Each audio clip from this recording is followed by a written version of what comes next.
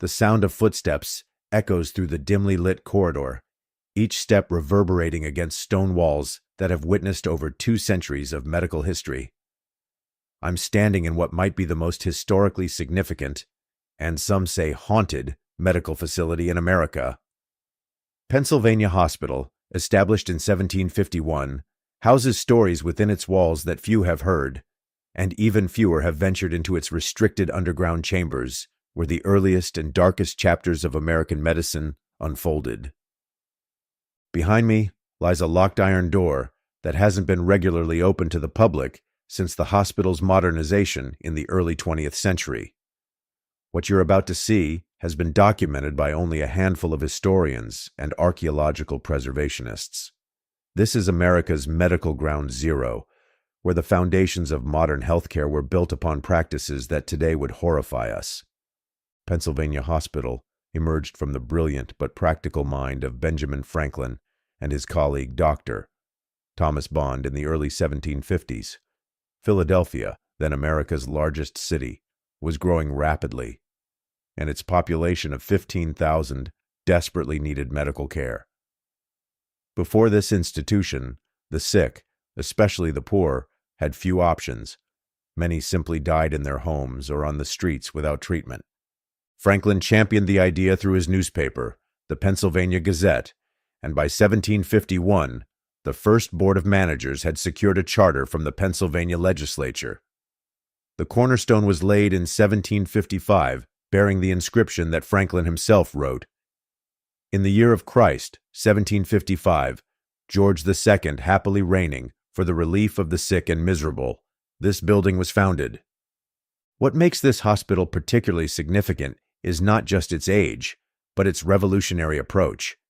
It was the first American hospital conceived as a place specifically designed for the treatment of the ill, an institution devoted to medical care rather than merely housing the poor, insane, or orphaned. It established America's first surgical amphitheater, first medical library, and became the nation's first teaching hospital. During this era, medical practices were primitive by today's standards. Bloodletting was a common treatment, with physicians believing that draining bad blood could cure everything from fevers to mental illness. Surgery was performed without anesthesia. Patients would be given whiskey or opium to dull the pain, then strapped down to operating tables as doctors worked as quickly as possible. The screams that once filled these halls are unimaginable to modern ears. The basement we're about to explore housed the hospital's most troubling facilities, the cells where those deemed lunatics were chained to the walls, sometimes for years. Treatment for mental illness in the 18th century wasn't just ineffective, it was often cruel. Patients were subjected to shock treatments by being dunked in ice water, spun in rotating chairs until they lost consciousness, or restrained in straitjackets for days on end.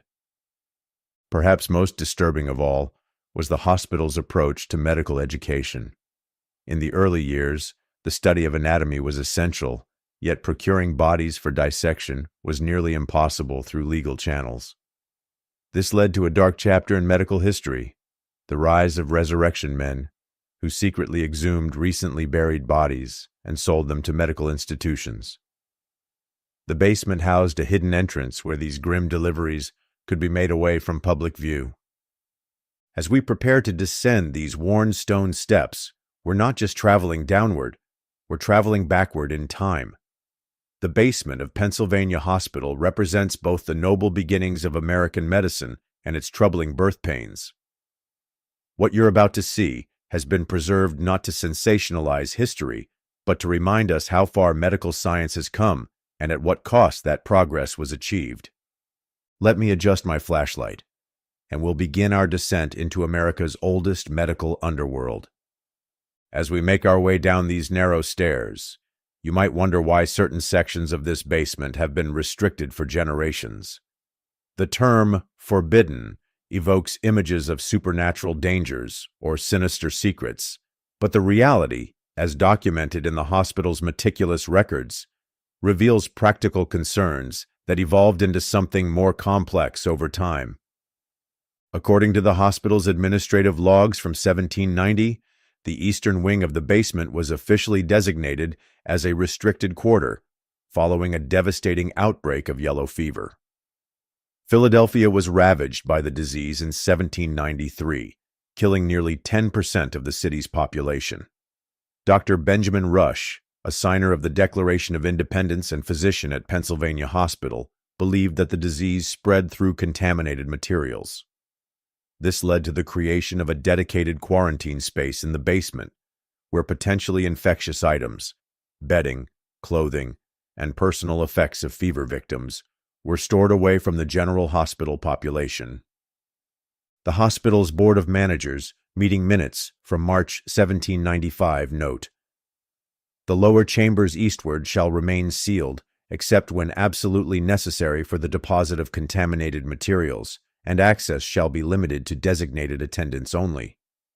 This policy of restriction, born from medical necessity, continued long after the threat of yellow fever had passed, becoming institutional habit rather than scientific precaution. Another practical reason for restriction involved the storage of potentially dangerous substances. An inventory ledger from 1815 reveals that the hospital maintained significant quantities of mercury, arsenic, and various alcoholic preparations used in treatments and preservations. These were kept in a specially constructed stone room with a reinforced door in the northwest corner of the basement, a room that remains locked to this day. The ledger includes notations about limiting access to persons of sound judgment and sobriety, reflecting concerns about theft, misuse, or accidental exposure. Structural issues played a role as well. The hospital's building committee reports from the 1840s document concerning settlement in the foundation walls beneath the central corridor. One report states, "The ancient stonework shows signs of distress where the weight of the surgical theater above bears most heavily. It is recommended that casual traffic through this area be prohibited until such time as reinforcements can be properly installed." Those reinforcements were indeed installed, but the restriction remained in place, becoming part of the building's operational doctrine. Perhaps most intriguing are the restrictions that emerged from administrative decisions regarding the hospital's more controversial activities. The minutes from an 1822 closed meeting of the board reveal a decision to designate the southwestern chambers as spaces for anatomical pursuits of a sensitive nature, likely referring to human dissection. The document explicitly states that these areas shall not be acknowledged in general conversation or tours of the facility, and that separate ledgers shall be maintained for activities therein. This culture of secrecy, initially implemented for practical purposes, inevitably bred speculation. By the mid-19th century, hospital staff had begun documenting rumors about the restricted areas. A physician's journal from 1867 mentions, "The younger nurses have constructed quite elaborate fictions regarding the sealed chambers below. I have heard tales of ghostly patients, experimental treatments gone awry, and even suggestions of buried treasure beneath the mortuary room. Such fancies provide amusement during their long shifts, though I find them rather distasteful." As the decades passed, each generation of medical staff added layers to these stories. What began as simple quarantine measures or practical storage solutions transformed in the public imagination. An article in the Philadelphia Inquirer from 1912 referred to Pennsylvania hospital's mysterious underground chambers, which remain locked even to most staff. By then, even some hospital administrators had lost track of why certain areas had been restricted in the first place. In 1925, when the hospital underwent significant renovations, architects' notes indicate that several basement rooms were found still locked, with no living staff member possessing keys or clear knowledge of what they contained. When finally opened, they revealed nothing more dramatic than abandoned medical equipment and decaying pharmaceutical supplies, yet the mystery of why they had remained sealed for so long only deepened the basement's enigmatic reputation. The most remarkable aspect of these restrictions is how they transformed over time from practical policy to cultural mythology. What began as rational responses to specific concerns, infection control, dangerous substances, structural integrity, and professional discretion, evolved into something approaching sacred tradition, with each generation of hospital staff inheriting and elaborating upon the restrictions without fully understanding their origins. As we continue deeper into the basement, we'll examine some of these formerly restricted spaces and separate fact from fiction. But first, let me show you this heavy iron door, one of the original quarantine chamber entrances, still bearing the faded warning, "No entry without written authorization of the board." As this ancient iron door creaks open, the first thing that strikes you is the sudden drop in temperature. The air down here is a constant 55 degrees, regardless of the season above ground, a natural refrigeration system that served the hospital well in an era before modern cooling. Our footsteps echo against stone floors worn smooth by centuries of traffic, creating hollow sounds that seem to bounce between the low vaulted ceilings and thick support columns. The lighting is sparse, just a few modern safety fixtures installed during the last renovation, casting long shadows across walls where you can still see the original torch sconces that would have held oil lamps. The darkness isn't just physical, it's historical. These spaces were designed to be functional, not welcoming, illuminated only as much as necessary for the work that needed to be done.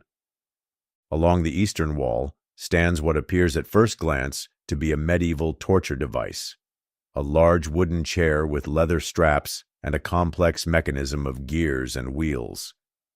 This is actually a Rush tranquilizing chair, invented by Dr. Benjamin Rush himself in the early 1800s. Patients experiencing mania would be confined in this chair, sometimes for days, as the good doctor believed that reducing physical movement would calm the mind and lower blood pressure.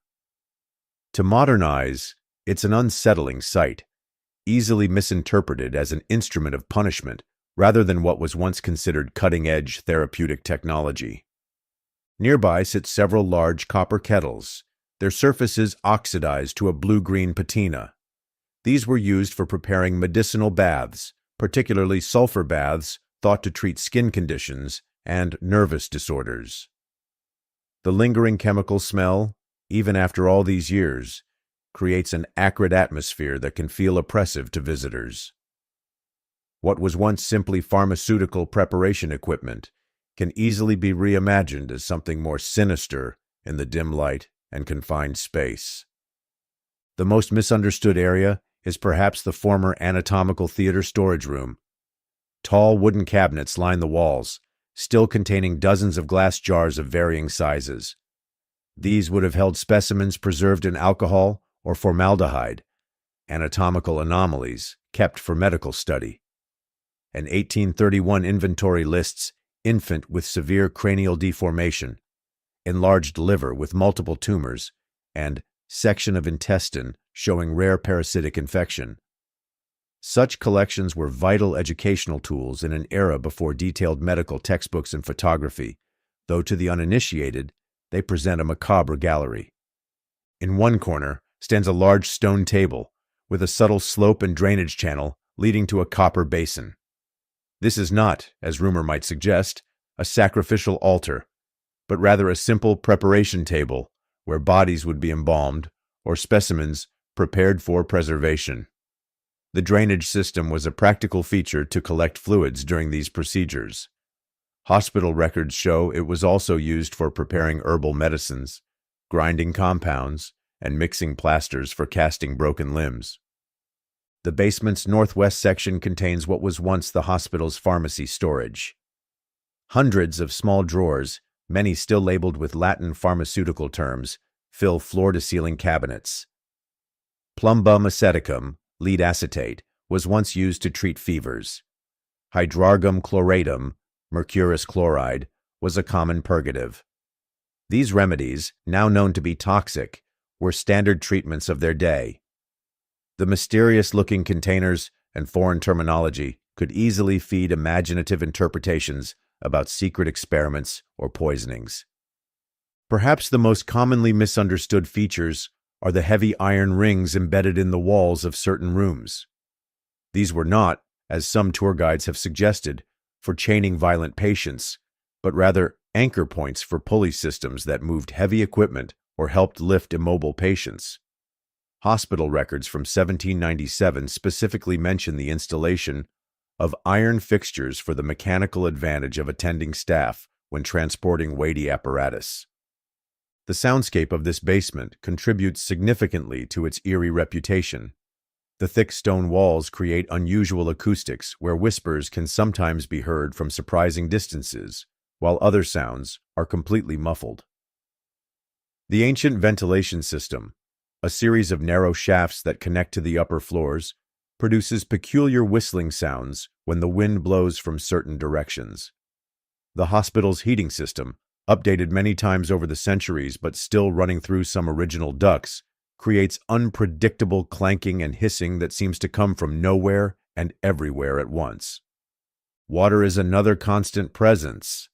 Philadelphia's high water table means that despite numerous waterproofing efforts over the years, there's a perpetual dampness to these lower levels. In certain corners, mineral deposits have built up from centuries of slow seepage, creating strange formations on the walls that, in dim light, can resemble faces or figures. During heavy rains, one can hear the muffled gurgle of water through the original brick drainage culverts that run beneath the foundation. The most historically significant room, located at the far end of the main corridor, was the hospital's ice storage chamber. A deep pit lined with insulating materials, it would be filled with ice harvested from the Delaware River during winter. This precious cooling resource allowed surgeons to preserve biological samples, reduce inflammation in patients, and even provide a primitive form of anesthesia through localized numbing. The massive wooden trapdoor that covers this pit, reinforced with iron bands now rusted with age, has a forbidding appearance that has inspired tales of secret burials or hidden treasures. What makes these spaces feel truly unsettling isn't their inherent purpose, but rather the accumulated weight of human suffering they've witnessed. Every creak, shadow, and unusual draft seems charged with significance. When you consider that for over 250 years, people experienced their most vulnerable moments: birth, death, pain, healing, despair, and relief within these walls. The basement served as the literal foundation for American medicine, housing the unglamorous but essential infrastructure that supported the hospital's noble mission. As we stand here in the semi-darkness, surrounded by the tools and technologies of early American healthcare, it's easy to understand how ordinary objects can transform into extraordinary mysteries. The human mind naturally fills in gaps of understanding, especially in environments that engage all our senses with unfamiliar stimuli. There are no ghosts here, just echoes of medical history preserved in stone, wood, metal, and memory. While we've dispelled some of the more fanciful myths about Pennsylvania Hospital's basement, the institution's history contains genuine controversies and mysteries that are just as compelling as any ghost story. Perhaps none is more ethically complex than the case of Mary Dyer, a patient admitted in 1797 with what doctors diagnosed as female hysteria, a catch-all term applied to women displaying behaviors that challenge social norms. Hospital records indicate she was subjected to rotational therapy in the basement treatment rooms, where she was strapped into a specially designed chair and spun rapidly until she lost consciousness. The therapy was repeated daily for 3 weeks before she mysteriously disappeared from hospital records. Investigation by medical historians in the 1990s uncovered correspondence suggesting that Mary had been secretly transferred to a private residence outside Philadelphia at the request of a prominent family member who feared public scandal. The treatment she received, now recognized as traumatic and harmful, was considered innovative medicine at the time, championed by respected physicians. Mary's case represents hundreds of similar stories, where treatments now understood as misguided were applied with genuine healing intent. The hospital was also the site of a significant controversy during the Civil War. In 1863, a Southern spy named Jeremiah Ellis was captured in Philadelphia, carrying documents detailing Union troop movements. Severely wounded during his capture, he was brought to Pennsylvania Hospital rather than a military facility. According to military correspondence, Union intelligence officers converted a section of the basement into a temporary secure ward where Ellis was treated while being interrogated. The hospital's board of managers protested this military intrusion, but ultimately relented under wartime pressure. Ellis reportedly died of his wounds, though conspiracy theories persisted for decades that he had escaped through the hospital's extensive basement tunnel system. Tunnels that were actually just maintenance corridors for the building's innovative heating system. Perhaps the most ethically troubling chapter involves the hospital's role in early American psychiatry. In 1812, Dr. Benjamin Rush published Medical Inquiries and Observations upon the Diseases of the Mind, the first American textbook on psychiatry. While revolutionary for its time in recognizing mental illness as a disease rather than a moral failing, many of the treatments Rush developed and tested in Pennsylvania hospitals' basement wards would be considered cruel by modern standards. His detailed case notes, preserved in the hospital's archives, document experimental treatments, including bloodletting, extreme dietary restrictions, and the use of fear as a therapeutic tool. Rush genuinely believed these approaches would cure his patients, many of whom were confined against their will in the basement's secure wards. One of the most persistent mysteries surrounds a set of unusually sophisticated surgical tools discovered in 1850, tucked away in a sealed compartment behind a pharmaceutical cabinet. These instruments, including precision scalpels and specialized forceps, were decades ahead of their time in design and craftsmanship. No records identified their origin or owner, though they were clearly used extensively. Recent metallurgical analysis has dated them to approximately 1780, suggesting they may have belonged to an unheralded medical innovator whose contributions went unrecorded, possibly because they came from someone outside the accepted medical establishment of the time. Perhaps a woman or a person of color who would have been denied formal recognition. In 2018, during a careful restoration of the eastern basement section, preservation architects made a remarkable discovery. Behind a sealed brick wall, they found a small room containing hundreds of handwritten patient case notes, dating from 1780 to 1803. These notes, now being carefully preserved and digitized, provide unprecedented insight into early American medical practices and patient experiences. Most significantly, they include the personal journals of 3 nurses who provided detailed observations of patients' responses to treatments, offering a rare non-physician perspective on early hospital care. These journals challenge some long-held assumptions about medical history, revealing that many nurses privately questioned doctors' methods while developing their own approaches to patient comfort and recovery. Today, portions of Pennsylvania Hospital's basement have been meticulously restored to their 18th century appearance and are now part of a carefully managed historical tour program. The hospital worked with preservation specialists to stabilize the original architectural features while creating a safe environment for educational visits. What was once forbidden is now intentionally accessible, transformed from a space of mystery to one of learning. Other sections remain active hospital infrastructure, housing modern mechanical systems that support the still-functioning medical facility above. This juxtaposition of past and present creates a perfect metaphor for medicine itself, a discipline that must honor its history while continuously evolving. The hospital's administration has committed to preserving these historic spaces, recognizing that they tell an essential story about American healthcare's journey. As we conclude our exploration of America's oldest hospital basement, we're left with a deeper appreciation for how medical knowledge has evolved. The treatments that seem primitive or misguided to us were once cutting edge, applied by professionals who genuinely believed they were helping their patients. The physicians who worked in these basement rooms were neither villains nor heroes, but rather products of their time, working with the best understanding available to them. These historic medical spaces serve as powerful reminders of both the progress we've made and the humility we should maintain about our current medical certainties. What standard treatments of today might future generations view with the same mixture of fascination and horror with which we regard bloodletting or spinning chairs. By preserving and thoughtfully interpreting spaces like Pennsylvania Hospital's basement, we create opportunities to reflect on medicine's ongoing journey, a discipline that has always existed at the intersection of science, culture, and human compassion.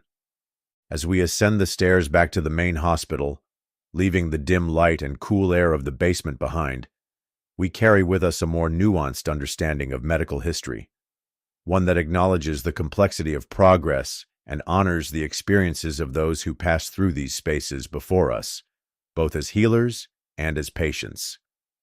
In the end, the true value of America's oldest hospital basement isn't in its mysteries or controversies, but in its power to connect us with our shared human effort to understand suffering and pursue healing, however imperfectly, across the centuries.